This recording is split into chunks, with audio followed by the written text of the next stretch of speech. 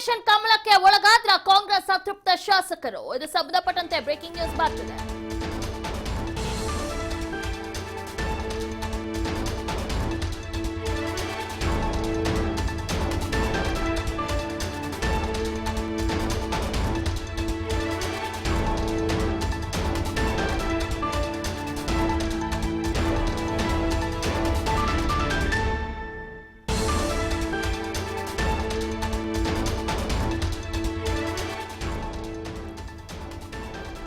Operation ಕಮಲಕ್ಕೆ Congress ಅತೃಪ್ತ ನಾಯಕರು ಒಳಗಾದ್ರ.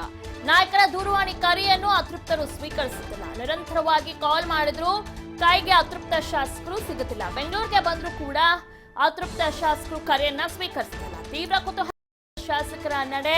ಬಿಜೆಪಿಯ ಸಂಕ್ರಾಂತಿ ಡೆಡ್ಲೈನ್ಗೆ ಪುಷ್ಟಿ ಕೊಡುತ್ತಾ ಇವರ ನಡೆ. ಸಿಎಂ ಕರೆಗೂ ಸಿಗ್ತಿಲ್ವಂತೆ ನಾಯಕ ಸಮುದಾಯದ ಶಾಸಕರು.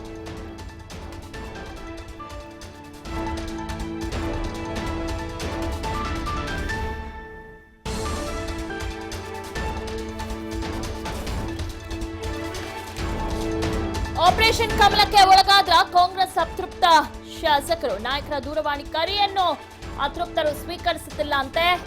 ಈ ಬೆಳವಣಿಗೆನ ನೋಡ್ತಾ ಇದ್ರೆ ಎಲ್ಲೋ ಒಂದ್ ಕಡೆ ಏನ್ ಬಿಜೆಪಿ ಒಂದು ಡೆಡ್ ಲೈನ್ ಅನ್ನ ಕೊಟ್ಟಿದೆ. ಜನವರಿ 17 ಅಷ್ಟರಲ್ಲಿ ಏನು ಮೈತ್ರಿ ಸರ್ಕಾರ ಬೀಳುತ್ತೆ ಅಂತ. ಅದಕ್ಕೆ ಎಲ್ಲೋ ಒಂದ್ ಕಡೆ ಇದು ಸಾಕ್ಷಿ ಅಂತ ಅನ್ಸುತ್ತೆ. ಯಾಕಂದ್ರೆ ನಿರಂತರವಾಗಿ ಕಾಲ್ ಮಾಡಿದ್ರು ಕೂಡ ಯಾವುದೇ ರೀತಿಯ ಅತೃಪ್ತ ಶಾಸಕರು ಕೈಗೆ ಸಿಗ್ತಾ ಇಲ್ವಂತೆ. ಬೆಂಗಳೂರಿಗೆ ಬಂದರೂ ಕೂಡ ಕರೆಯನ್ನ ಸ್ವೀಕರಿಸ್ತಾ ಇಲ್ಲ. ಅಂದ್ರೆ ಎಲ್ಲೋ ಒಂದ್ ಕಡೆ ಬಿಜೆಪಿಯ ಆಸೆ ಈಡೇರಬಹುದು ಅನ್ನೋ ಲಕ್ಷಣಗಳು ಕಾಣಿಸ್ತಾ ಇದೆ. ಈ ಬೆಳವಣಿಗೆಗಳು ತೀವ್ರ ಕುತೂಹಲಕ್ಕೆ ಕಾರಣವಾಗಿದೆ. ಅತೃಪ್ತರ ಶಾಸಕರ ನಡೆ. ಆ ಅತೃಪ್ತ ಶಾಸಕರು ಯಾರ್ಯಾರು, ಅವರೆಲ್ಲರೂ ಕೂಡ ಬಿಜೆಪಿಗೆ ಹೋಗ್ತಾರಾ ಏನೆಂಬುದು ಮುಂದಿನ ದಿನಗಳು ಗೊತ್ತಾಗುತ್ತೆ. ಆದ್ರೆ ಈಗ ಸದ್ಯಕ್ಕೆ ಏನು ರಮೇಶ್ ಜಾರಕಿಹೊಳಿ ಅವರು ಅಸಮಾಧಾನಗೊಂಡಿದ್ದಾರೆ. ಅವರ ಜೊತೆನೆ ಸುಮಾರು 9 ರಿಂದ 10 ಶಾಸಕರು ಇದ್ದಾರೆ ಅಂತ ಹೇಳಲಾಗ್ತಾ ಇದೆ. ಸೊ ಎಲ್ಲೋ ಒಂದ್ ಕಡೆ ಯಡಿಯೂರಪ್ಪ ಅವರು ಆಪರೇಷನ್ ಕಮಲ ಮಾಡೋಕೆ ಹೊರಟಿದ್ದಾರೆ. ಹೇಗಾದ್ರೂ ಮಾಡಿ ಲೋಕಸಭಾ ಚುನಾವಣೆಯಷ್ಟರಲ್ಲಿ ಮೈತ್ರಿ ಸರ್ಕಾರನ ಬೀಳಿಸಬೇಕು ಅಂತ ಎಲ್ಲಾ ರೀತಿ ಪ್ಲಾನ್ ಅನ್ನ ಬಿಜೆಪಿ ಮಾಡಿಕೊಂಡಿದೆ. ಸೊ ಎಲ್ಲದ್ರ ಬಗ್ಗೆ ಕಾಂಗ್ರೆಸ್ ನಾಯಕರು ಕೂಡ ಈಗ ಸಂಪರ್ಕದಲ್ಲಿ ಇದ್ದಾರೆ ಅಂತ ಕೂಡ ಹೇಳಲಾಗ್ತಾ ಇದೆ. ಜೊತೆಗೆ ಸಾಕಷ್ಟು ಬಾರಿ ಕರೆ ಮಾಡಿದ್ರು ಕೂಡ ಯಾರು ಕಾಲ್ಸ್ ಅನ್ನು ಕೂಡ ಪಿಕ್ ಮಾಡ್ತಾ ಇಲ್ಲ. ಬೆಂಗಳೂರಲ್ಲೇ ಇದ್ಕೊಂಡು ಕೂಡ ಕರೆಯನ್ನ ಸ್ವೀಕರಿಸ್ತಾ ಇಲ್ಲ.